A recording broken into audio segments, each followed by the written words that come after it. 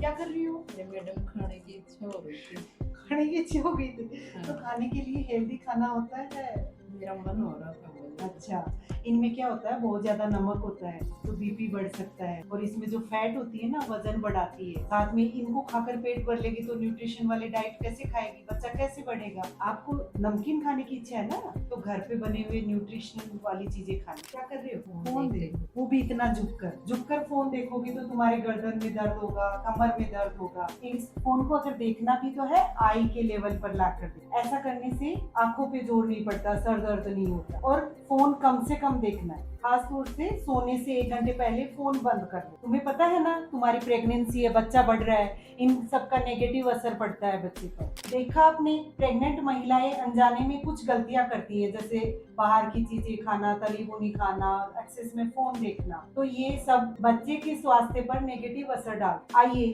अब हम बात करते हैं, तो महिलाएं करें क्या कि उनका सब कुछ बढ़िया तरीके से हो, सब अच्छा हो। तो मैं आज आपको वो 10 बातें बताने वाली हूँ जो अक्सर प्रेग्नेंट महिलाएं करती हैं। तो चलिए उन बातों के पर चर्चा करते हैं।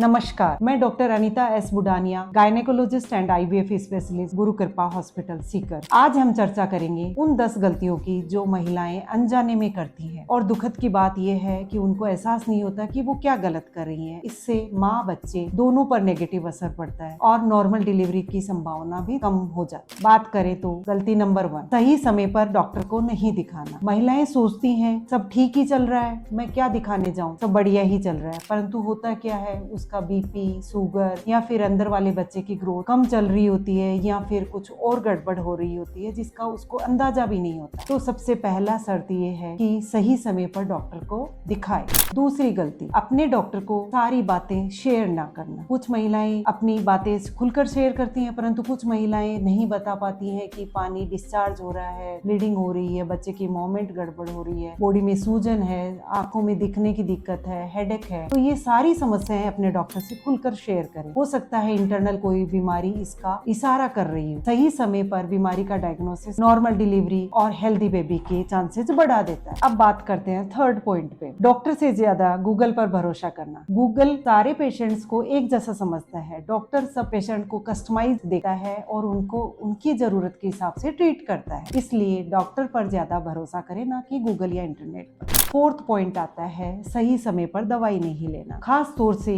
बीपी, शुगर, थायराइड की दवाई सही समय पर लेना बहुत जरूरी होता है, क्योंकि बेबी प्लेसेंटा पर नेगेटिव असर पड़ता है। नेक्स्ट आता है कि डाइट प्रॉपर नहीं लेना। प्रोटीन, विटामिन रिच डाइट लेना चाहिए, बल्कि वो महिलाएं ज्यादा प्रीफर करती हैं ज्यादा मीठा खाना, ज्यादा तीखा तला भुना खाना। ऐसे में बीपी, शुगर बढ़ने के चांसेस तो बढ़ ही जाते हैं, साथ में बच्चे की ग्रोथ पे भी नेगेटिव इफेक्ट पड़ता है। महिलाएं अपनी डाइट में दूध से बने हुए प्रोडक्ट, पनीर है, दही है, एग खाते हो तो एग या दालें शामिल करें। नट्स खाएं, बादाम लें, अखरोट खाएं, किशमिश वगैरह भिगो कर खाएं। हरी पत्तेदार सब्जियां, सीजनल फ्रूट जरूर लें। अब आते हैं सिक्स्थ पॉइंट पर, कम मात्रा में पानी या जूसेस या नारियल पानी लेना। ऐसे में क्या होता है, पेशाब में इन्फेक्शन की संभावना बढ़ जाती है, और इन्फेक्शन की वजह से यूट्राइन कॉन्ट्रैक्शन स्टार्ट हो जाते हैं, और हो सकता है ये आगे बढ़कर बच्चे तक पहुंच जाए, प्री टर्म लेबर स्टार्ट हो जाए। तो पानी की मात्रा अच्छी ले। सेवंथ पॉइंट आता है एक्सेस में वेट गेन करना। वेट लिमिट मात्रा में वेट गेन करना अच्छी बात है, परंतु एक्सेस में वेट गेन नॉर्मल डिलीवरी की पॉसिबिलिटी को कम कर देता है। एक्सेस में फैट होगा तो बच्चे की डिलीवरी डिफिकल्ट हो जाती है। इसलिए हेल्दी फूड के साथ हेल्दी वेट गेन करें। इसके बावजूद जिन महिलाओं का वेट एक्सेस में है, वो कुछ मॉर्निंग वॉक स्टार्ट करें, एक्सरसाइज करें। मेरे चैनल पर भी आपको बहुत सारी वीडियोस मिलेंगी जिनको देखकर आप एक्सरसाइज कर सकती हैं और अपनी प्रेगनेंसी को हेल्दी वे में आगे ले जा सकती है। इससे नॉर्मल डिलीवरी के भी चांस अच्छे रहते हैं, बैक एक वगैरह अदर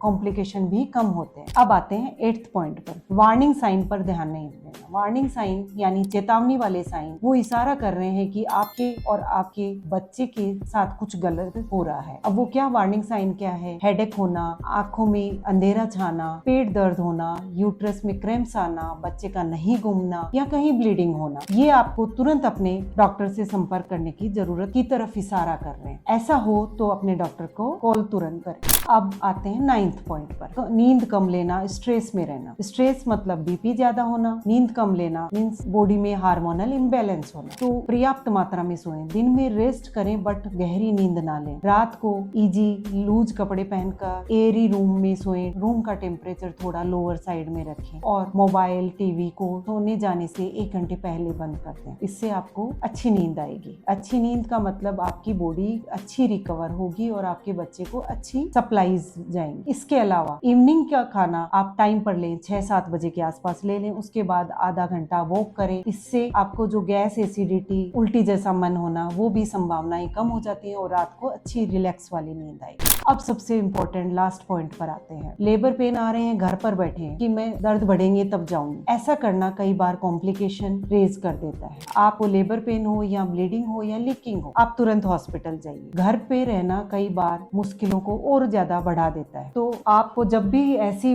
प्रेगनेंसी की लेबर पेन जैसी या डिस्चार्ज ब्लीडिंग जैसी हो तो तुरंत हॉस्पिटल पहुंचे। तुरंत हॉस्पिटल पहुंचने के लिए आपको पहले से तैयारी रखनी है। आपका बैकपैक, हॉस्पिटल का बैकपैक, बेबी का बैकपैक सब तैयार रखना है और जब भी ऐसा हो तुरंत हॉस्पिटल पहुंचे। इससे पहले डॉक्टर को कॉल कर ले। मैंने अपने अनुभव से देखा है, जो महिलाएं हमसे खुलकर बात करती हैं, अपनी समस्या शेयर करती हैं और हमारा कहा हुआ फॉलो करती हैं, उनकी डिलीवरी ज्यादातर सुरक्षित रहती है। याद रखें, प्रेगनेंसी एक बीमारी नहीं है, परंतु लापरवाही इसे रिस्की बना सकती है। तो आपने देखा, इन 10 गलतियों को आप बिल्कुल ना करें और साथ में किसी प्रेग्नेंट महिला जिनको आप जानते हैं उनको ये शेयर जरूर करें ताकि वो भी ये गलतियां ना करें। Thank you.